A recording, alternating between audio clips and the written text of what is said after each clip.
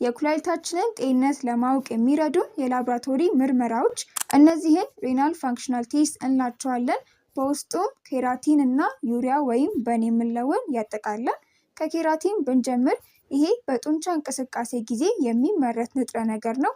ነገር ግን ተረፈ ምርት ወይም ዌስት ፕሮዳክት ስለሆነ ከሰውነታችን ሙሉ ለሙሉ መወገድ ይኖርበታል። ይህንም የምታስወግደው ኩላሊታችን ነች።